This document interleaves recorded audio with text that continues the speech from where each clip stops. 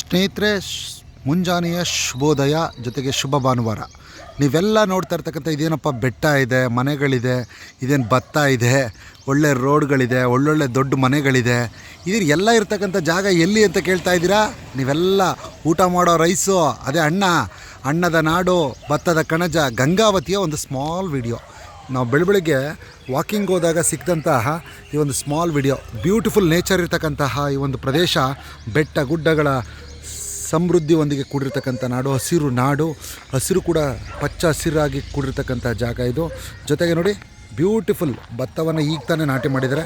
ದೇಶ ವಿದೇಶಗಳಿಗಷ್ಟೇ ಅಲ್ಲ, ವಿಶ್ವದ ಮಟ್ಟದಲ್ಲಿ ರೈಸನ್ನು ರಫ್ತು ಮಾಡುವಂತಹ ಭತ್ತದ ಕಣಜ ಎಂಬುವಂಥ ನಾಡು ಗಂಗಾವತಿ. ಈ ಗಂಗಾವತಿ ನಾಡಿನ ಒಂದು ಸ್ಮಾಲ್ ವಿಡಿಯೋ. ಆಮೇಲೆ ಇನ್ನೊಂದು ವಿಶೇಷತೆ ಗೊತ್ತಾ? ಈ ಭಾಗದಲ್ಲಿ ಹೋಗ್ತಾ ಇಲ್ಲೆಲ್ಲ ನೋಡಿ, ಈ ಭಾಗದಲ್ಲಿ ಹೋಗ್ತಾ ಇಲ್ಲೊಂದು ಡಾಲರ್ಸ್ ಕಾಲೋನಿ ಇದೆ. ಇದು ಬೆಂಗಳೂರು ಡಾಲರ್ಸ್ ಕಾಲೋನಿ ಅಲ್ಲ, ಇದು ಗಂಗಾವತಿಯ ಡಾಲರ್ಸ್ ಕಾಲೋನಿ. ಗೊತ್ತಾಯ್ತಾ?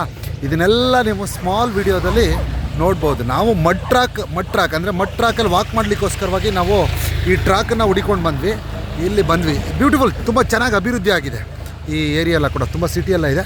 ಇದೊಂದು ಸ್ಮಾಲ್ ವಿಡಿಯೋ ವೀಕ್ಷಣೆ ಮಾಡಿ. BBA ವಾಯ್ಸ್ನಲ್ಲಿ ನಿಮಗಾಗಿ ಇರುತ್ತೆ. ಶೇರ್ ಮಾಡಿ, ಸಬ್ಸ್ಕ್ರೈಬ್ ಮಾಡಿ. Thank you.